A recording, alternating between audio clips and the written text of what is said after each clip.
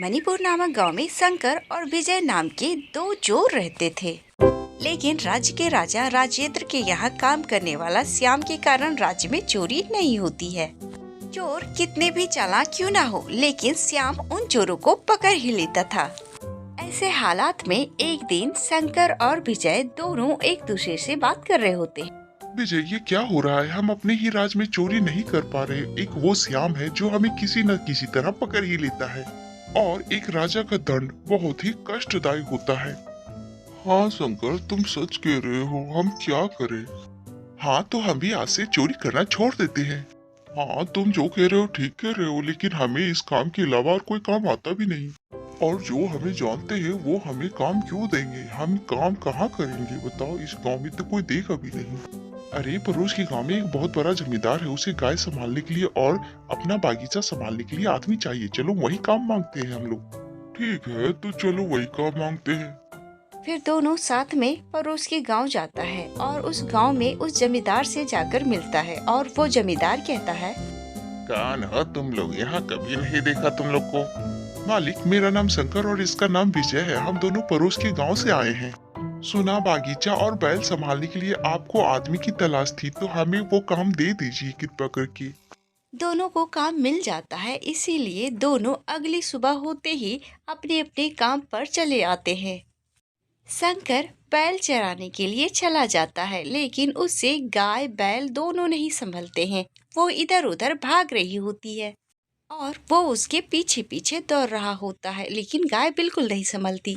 दूसरी तरफ विजय कुएं से पानी निकाल कर पेड़ों में डाल रहा होता है, लेकिन वो जितनी भी पानी डालता वो पेड़ सोख लेता।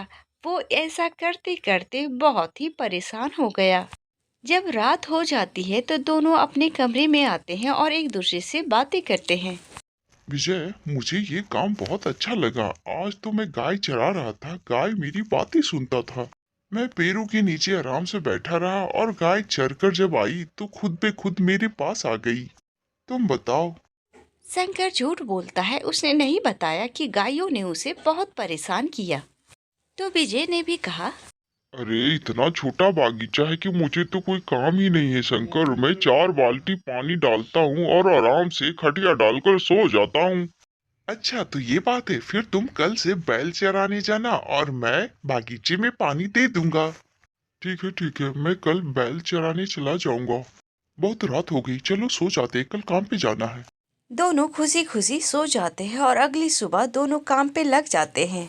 शंकर पेड़ों में पानी डालता है और विजय बैल चराने जाता है। शाम को पता चलता है कि इस काम में कितनी मेहनत है, तो दोनों सोच में पड़ जाते हैं। अरे, यहाँ कितना काम है। विजय ने तो कहा था यहाँ कोई काम नहीं है, लेकिन यहाँ कुएं से पानी निकाल निकाल के मेरे तो हाथ लाल हो गए हैं। अरे, शंकर ने तो कहा था कि यहाँ की गाय बातें सुनती है, पर ये तो बिल्कुल नहीं सुनती। मैं तो परेशान हो गया हूँ। इसका मतलब वो झूठ कह रहा था। इस पेड़ में जितना पानी डालो सूख ही जाता है। रात में आकर खुदाई करता हूँ, जरूर इसके नीचे कुछ होगा। विजय, गाय को चराते समय तुम्हें अच्छी नींद तो आई ना? हाँ, नींद तो आई। और तू भी बागीचे में हवादार जगह पे सोया ना? हाँ, बहुत अच्छी नींद आई। अब सो जा, बहुत रात हो गई, सुबह काम पे भी तो जाना है ना। शंकर आधी रात उठकर सलिया उठाता है और बागीचे में जाता है और उस पेड़ के नीचे जाकर खुदाई करना शुरू कर देता है। करते करते उसे टन की आवाज सुनाई देती है। इतने में विजय वहाँ पहुँच जाता है। शंकर ये देखकर चौंक जाता है। क्या हुआ शंकर? इतनी रात को बागीचे में तुम क्या कर रहे हो? कुछ कुछ भी तो नहीं। मैं तो इस पेड़ को पानी दे रहा था, इसे पानी नहीं मिला। मैं बाद में आता हूँ, तुम जाओ, जाके सो जाओ। वो तो ठीक है, लेकिन वो जो टन की आवाज आई थी उसके बारे में क्या?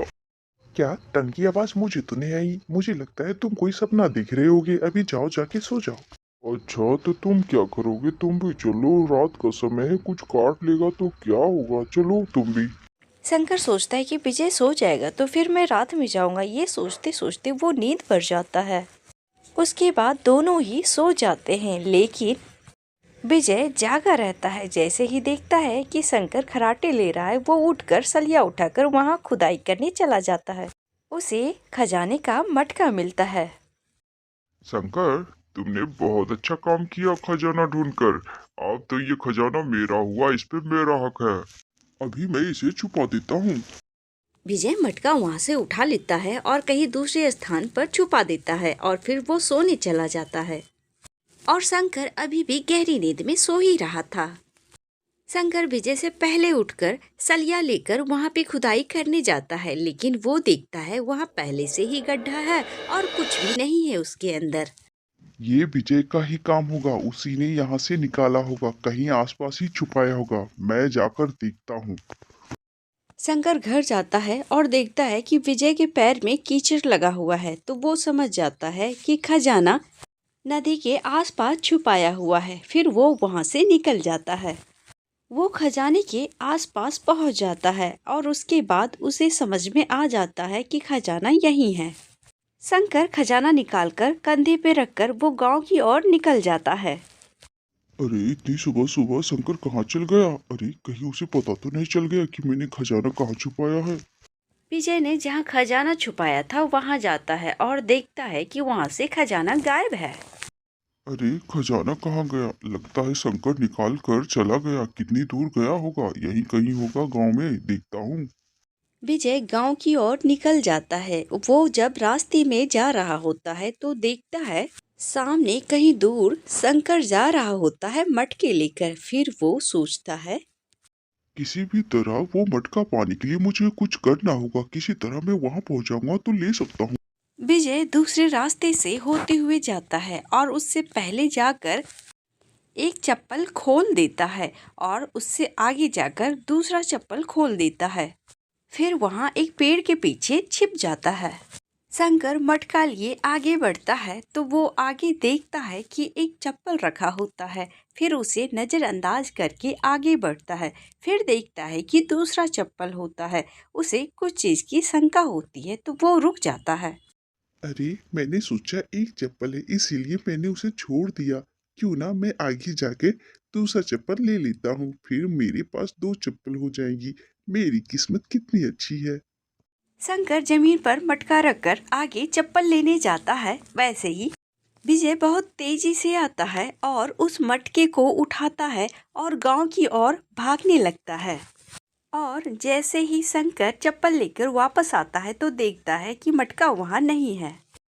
अरे रे रे रे, मेरा मटका कहाँ गया? जरूर ये काम विजय का ही होगा। वो अपने घर ही तो गया होगा।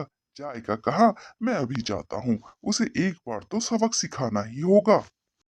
इतने में शंकर विजय के घर पहुँचता है तो वो देखता है उसकी पत्नी रो रही होती है और विजय की लाश पड़ी होती है। शंकर उसकी पत्नी से पूछता है कि क्या हुआ और उसकी पत्नी बताती है कि इसे सांप ने काटा है। लेकिन शंकर को ये सब नाटक लग रहा होता है, इसीलिए वो उसकी पत्नी से कहता है भाभी आपको पता है, विजय मेरा बहुत अच्छा दोस्त था। उसने कहा था कि जब मैं मर जाऊंगा तो मेरा अंतिम संस्कार तुम अपने हाथों से करना। ऐसा कुछ हो जाएगा, मैंने ये सोचा नहीं था। शंकर ये देखता है कि विजय इस बात से बिल्कुल नहीं हिला, इसीलिए वो फिर उसकी पत्नी को कहता है हाँ, विजय ने एक बात और कही थी कि जैसे ही मेरी मौत होगी, मेरी चिता को तुम जल्दी से आग लगा देना। मैं लकड़ियों का इंतजाम करता हूँ, फिर इसे आग लगा दूंगा। विजय ये सुनकर इस बात से डर जाता है, इसीलिए वो जल्दी से उठ खड़ा होता है। मुझे माफ कर दो शंकर, मैंने तुम्हें धोखा दिया। मैं ऐसा नहीं करना चाहता था, लेकिन गलती तुमने भी की, तो हम दोनों एक दूसरे को माफ करते हैं। हाँ, मैं भी यही कहने आया था, लेकिन हमारे पास दो मटके हैं, तो एक तू रख ले, एक मैं रख लेता हूँ। और हम दोनों ने चोरी करनी छोड़ दी ना, तो क्यों ना हम उस खजाने से व्यापार शुरू करें? क्यों, ठीक है ना? चल अब हिसाब बराबर हुआ। तू ठीक बोल रहा है, अब हम कारोबार करके अच्छी जिंदगी जिएंगे। मैं अब तेरी ही बातें सुनूंगा। विजय और शंकर चोरी करना छोड़ के उस खजाने से अपनी जिंदगी खुशी खुशी जीना शुरू कर दिया और दोनों साथ में रहने लगे। अगर कहानी आपको अच्छी लगे तो लाइक, सब्सक्राइब और कमेंट करना ना भूलें।